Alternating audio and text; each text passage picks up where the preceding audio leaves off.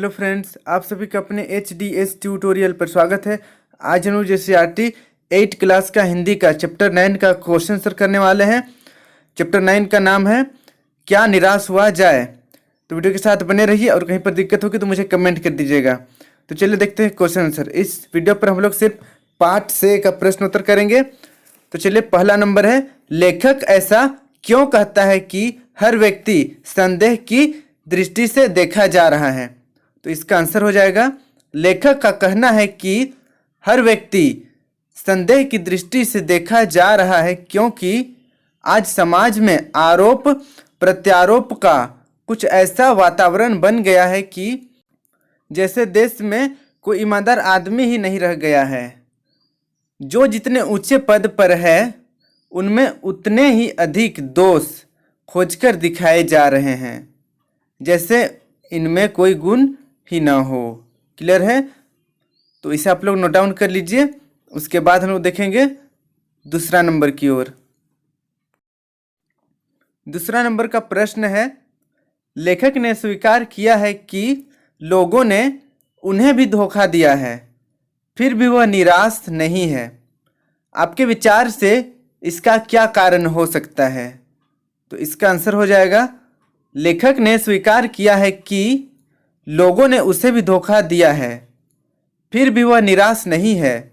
इसका यह कारण है कि उसके जीवन में ऐसी घटनाएं भी बहुत है जब लोगों ने अकारण सहायता की है, निराश मन को ढांढस दिया है और हिम्मत बढ़ाई है। यहाँ पर स्पेलिंग थोड़ा सा मिस्टेक हो गया है, ध्यान दीजिएगा। हिम्मत बढ़ाई है ऐसे होना चाहिए, ठीक ना। आगे देखते हैं, उसे विश्वास है कि समाज में मानवता, प्रेम, आपसी सहयोग समाप्त नहीं हो सकते हैं। क्लियर है? तो इसे आप लोग नोट डाउन कर लीजिए। उसके बाद हम लोग बढ़ेंगे तीसरे नंबर की ओर।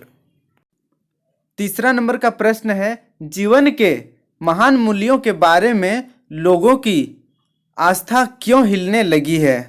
तो इसका आंसर हो जाएगा, जीवन के महान मूल्यों के बारे में लोगों की आस्था हिलने लगी है क्योंकि ईमानदारी से हिम्मत करके जीविका चलाने वाले निरीह और भोले भाले श्रमजीवी पीस रहे हैं और झूठ तथा फरेब का रोजगार करने वाले फल फूल रहे हैं।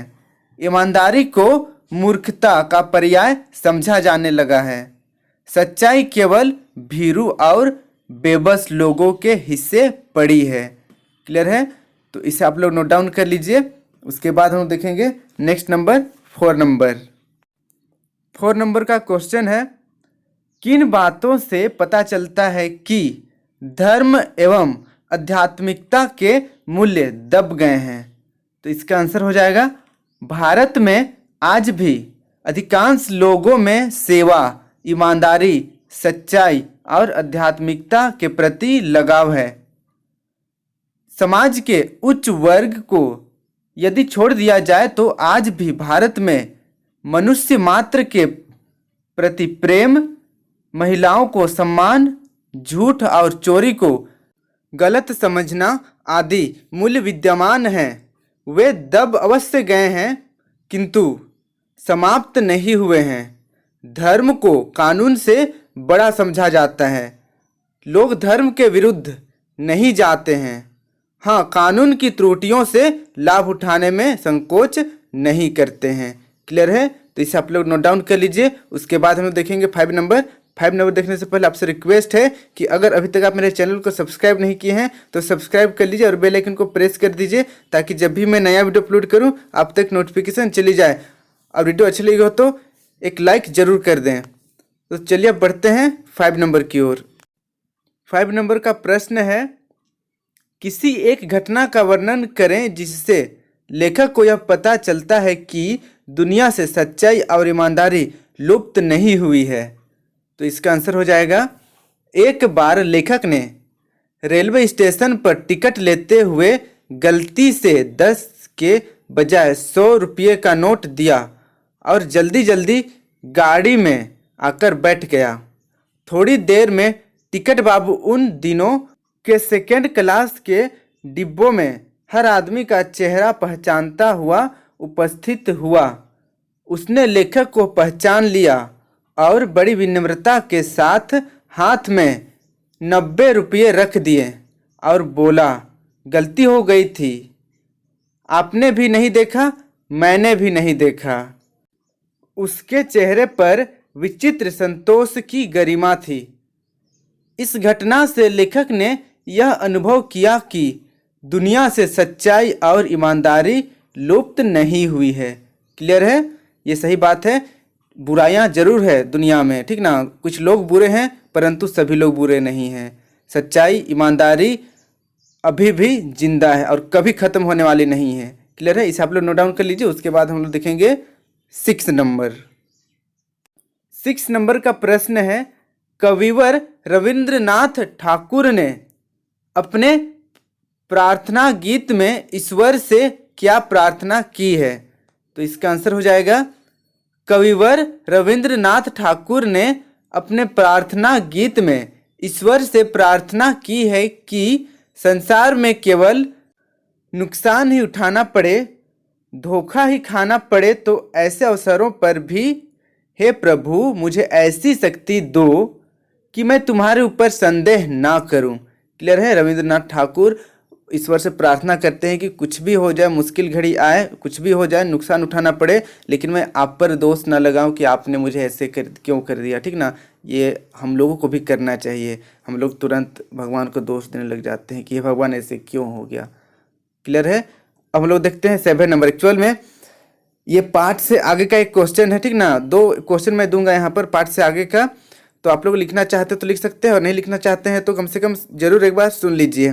देखिए आपका बुक में थोड़ा सा अलग क्वेश्चन है, ठीक ना। बुक में लिखा हुआ है, आपकी समझ से किसी के दोषों का पर्दाफाश करना कब जरूरी हो जाता है, और मैंने उसी को अलग तरीके से यहाँ पर लिखा हुआ है, दोषों का पर्दाफाश करना कब बुरा रूप ले लेता है।